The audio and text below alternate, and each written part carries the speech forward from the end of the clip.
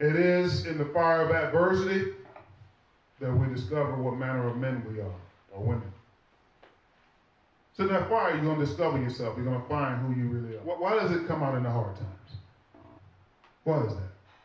Because we are people that need to be in ideal conditions. We're just as, what's that? Oh, man. We are so conditional.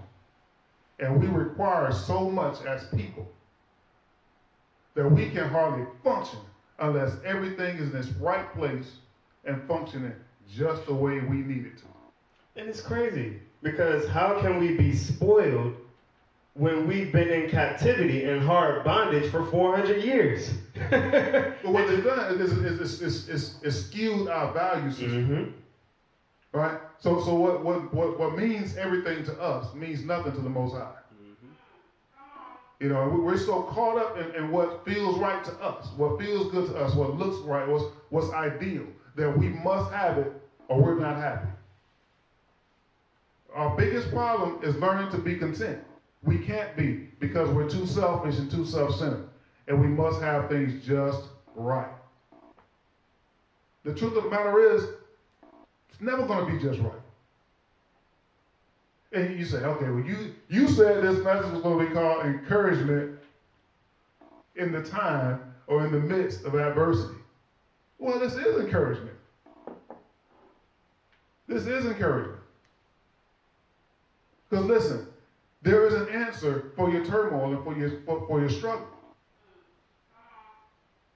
We're giving you the answer. Number one, we're showing you that your biggest problem is you. You're bigger than your adversity. You're the first problem. Let's get you straight. Because truthfully, the adversity is doing what it's supposed to do. Most of your struggle is you fighting against it. And you not wanting to do what's required for it to accomplish what it's set out to accomplish. True. A lot of what we're going through as a people is a part of the curse. We understand that. There's no need to rehash that. We know that's it. I'm talking about your life and what you're dealing with in your life. What you brought on yourself. That the Most High is sending correction.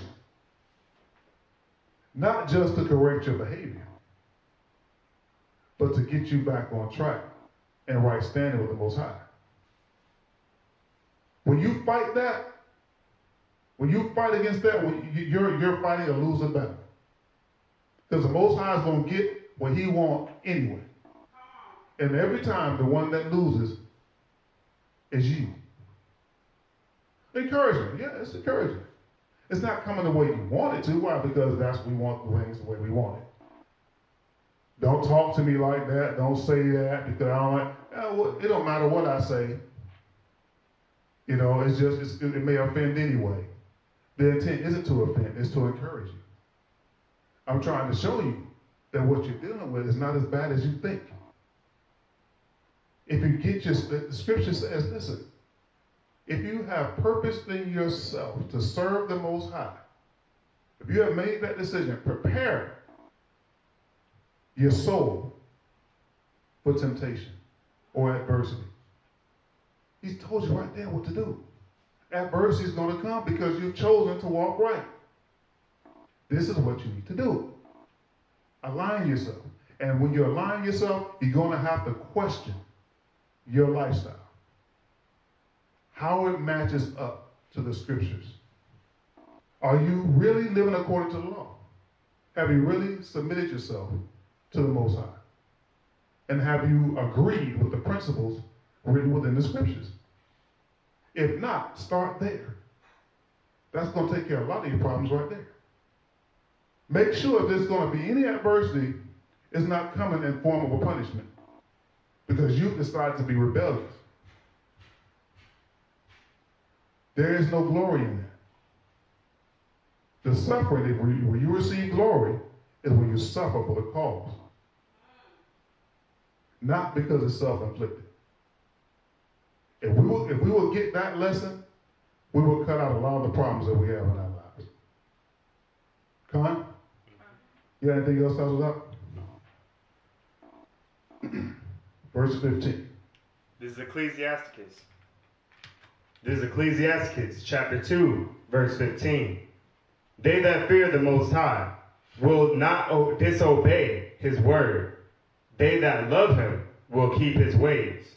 Verse 16. They that fear the Most High will seek that which is well-pleasing unto him. Read that one more time. They that fear the Most High will seek that which is well-pleasing unto him. And they that love him shall be filled with the law. You see that? Now listen, none of this applies to you. Then I would understand why you wouldn't feel like this is an encouraging lesson. If none of this applies, then you would have reason to feel as though, hey, listen, you didn't deliver what you promised. You promised encouragement. Well, if this does not apply to you, hey, this is part of your remedy right here. Here's your prescription. Right here. Continue, Tazadaq. And this also, this verse right here exposes all of those lies you receive in the Christian church. Oh, we don't have to keep the law. It's okay to be homosexual. It's okay not to it's okay not to do this, and it's okay not to do that. There are too many laws, we can't keep them. This says right here that if you love him, yet they turn around and say, oh, we love the Lord. Yeah. If you're going to come to this church, you got to understand, we love the Lord. But in the same breath, they will say that they don't have to keep the law. Here it says, and they that love him shall be filled with the law. That's right.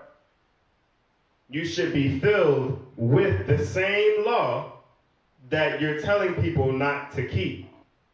Mm-hmm. That's right. Verse 17.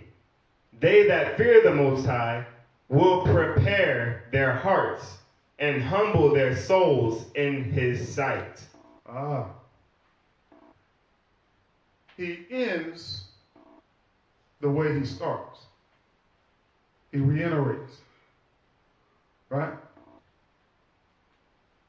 There's a reason for that. Go ahead and finish up, Tazadaq.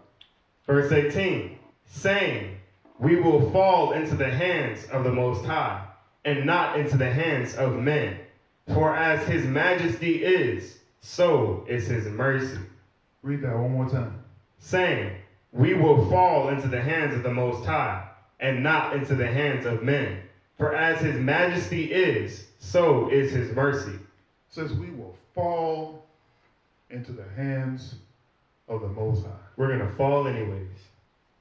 If I'm going to fall, I might as well be falling into his hands.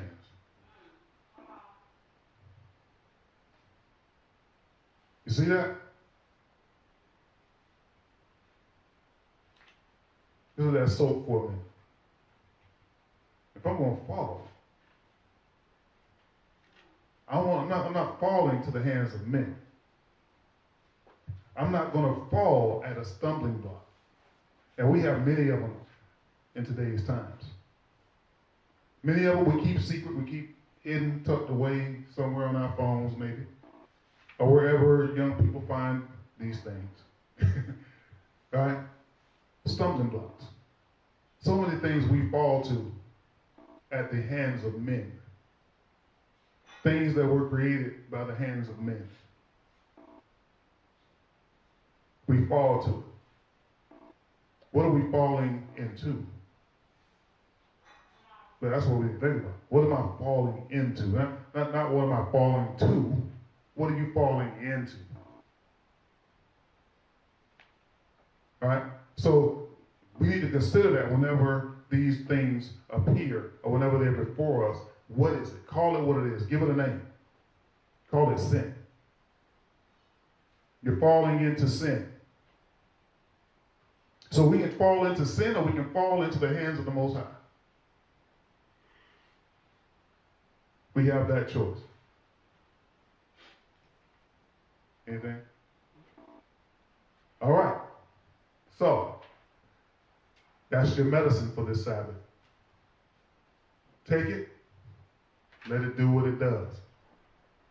But whatever you do, don't reject it. Don't reject it. It might not taste good,